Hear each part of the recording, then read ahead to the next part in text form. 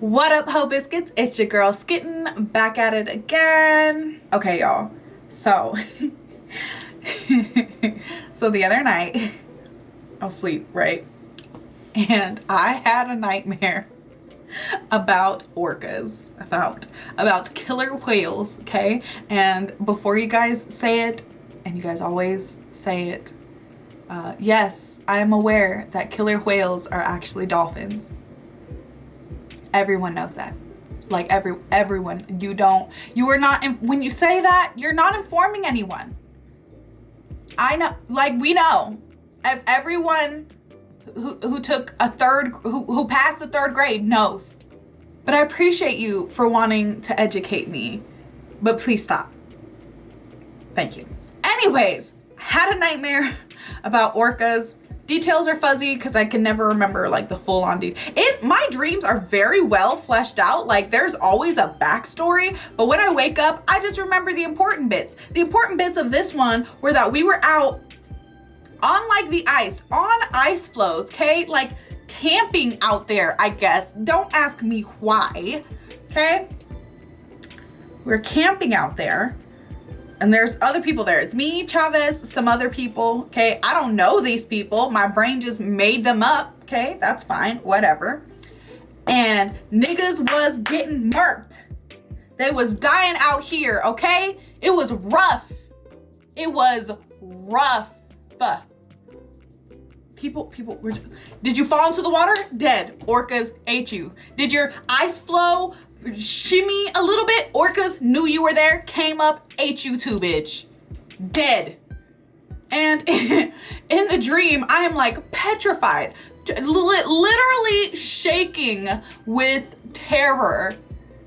And like I'm telling Chavez, like, I can't do this. Like I want to die, but like I don't want to die like that. Like part of me was like, let me just like throw myself into the fucking water and be done with. But then that, like the existential horror in my stomach at the thought of being eaten by an orca, I could not handle. In my dream, my brain was like breaking.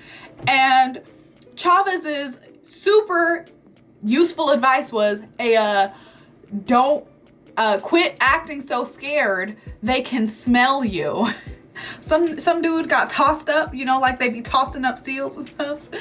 Oh my God. We was dying. It was the orcas that were killing us. So in case you were wondering, my terror of killer whales, my phobia of killer whales is still alive and well. Auntie who's in, today we're here to watch a TED Ed video, and it's called Are All of Your Memories Real? And so I'm super excited to see what they have to say about this, because I feel like the short answer is like, no, but I want to know what like the slightly deeper answer is, right? Because I know there's layers to this shit. Auntie who's in, I hope you guys are doing well. I hope you guys are staying safe and sanitized. And without further ado, let's go ahead and get started.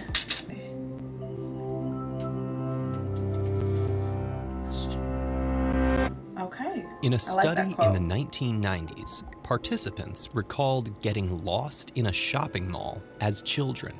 Some shared these memories in vivid detail. One even remembered that the old man who rescued him was wearing a flannel shirt.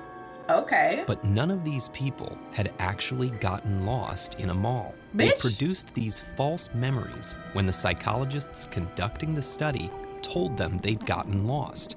And although they might not remember the incident, their parents had confirmed it. Oh, okay. And it wasn't just one or two people who thought they remembered getting lost. A quarter of the participants did.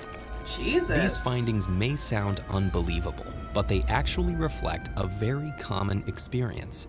Our memories are sometimes unreliable. Absolutely. And though we still don't know precisely what causes this fallibility on a neurological level, research has highlighted some of the most common ways our memories diverge from what the actually squelching happened. sounds are gross. The mall study highlights how we can incorporate information from outside sources, like other people or the news, Absolutely. into our personal recollections without realizing it.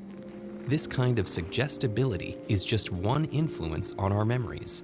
Take another study in which researchers briefly showed a random collection of photographs to a group of participants, including images of a university campus none of them had ever visited. All right. When shown the images 3 weeks later, a majority of participants said that they had probably or definitely visited the campus in the past. Wow. The participants misattributed information from one context, an image they'd seen, onto another, Holy shit. a memory of something they believed they actually experienced. In another experiment, people were shown an image of a magnifying glass and then told to imagine a lollipop. Okay. They frequently recalled that they saw the magnifying glass and the lollipop. They struggled to link the objects to the correct context, whether they actually saw them or simply imagined them. Another study, where a psychologist questioned over 2,000 people on their views about the legalization of marijuana, highlights yet another kind of influence on memory. Okay, tell me. Participants answered questions in 1973 and 1982. Okay. Those who said they had supported marijuana legalization in 1973, but reported they were against it in 1982, were more likely to recall that they were actually against legalization in 1973, Really? bringing their old views in line with their current ones. Wow. Our current opinions, feelings, and experiences can bias our memories of how we felt in the past. Wow. In another study, researchers gave 2 groups of participants background information on a historical war and asked them to rate the likelihood that each side would win. They gave each group the same information, except that they only told one group who had actually won the war. The other group didn't know the real-world outcome. In theory, both groups' answers should be similar, because the likelihood of each side winning isn't affected by who actually won. If there's a 20% chance of thunderstorms, and a thunderstorm happens, the chance of thunderstorms doesn't retroactively go up to 100%. Still, the group that knew how the war ended rated the winning side as more likely to win than the group who did not. All of these fallibilities of memory can have real-world impacts. If police interrogations use leading questions with eyewitnesses or suspects, suggestibility could result in incorrect identifications or unreliable confessions. There's like a minute left of this video. We'll get to it. But I want to talk about this crazy ass case that I just became aware of. So I just realized I'm like not wearing my wedding ring, and I just got very distressed. I have to go put that on. But anywho's so a lot of you guys probably know or have heard of the book/movie The Lovely Bones, right? Did you know that the author of that book wrongfully accused a man of sexually assaulting her, incorrectly identified him out of a lineup? Actually, she didn't identify him out of a lineup and then later did. And he got sent to jail for 16 years? 16 years. And then she wrote a book and profited off of this story only for it to come out that that man was innocent and he never did it. She incorrectly handled it, and the prosecution willfully misled her. Oh my God. Oh my God. If you guys want to look it up, hold on. I'll look it up right now.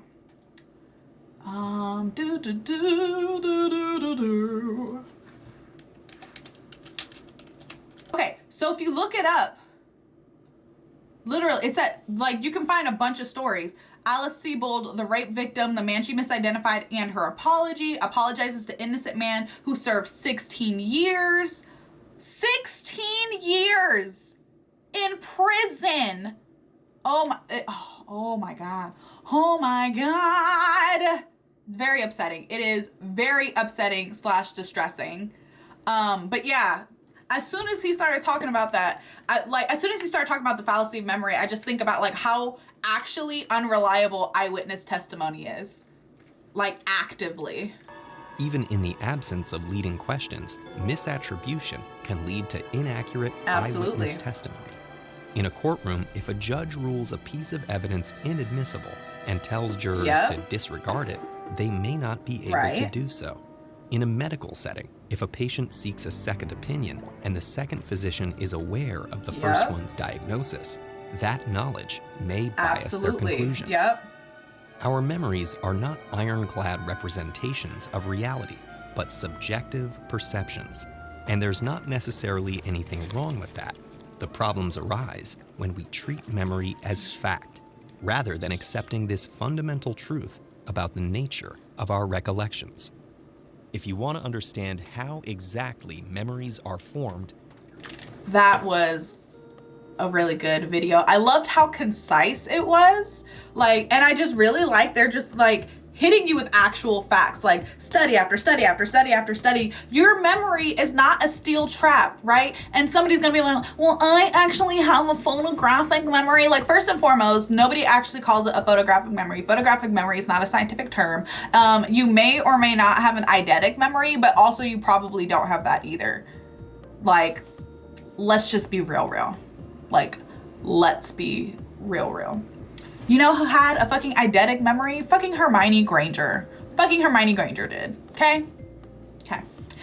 Anyways, I hope you guys enjoyed that video. I hope that you learned something from it. I hope maybe it like piqued your interest a little bit. Don't forget to leave your reaction requests and recommendations down in the comments below. And other than that, peace out, ho biscuits. It's Skittin' Lit.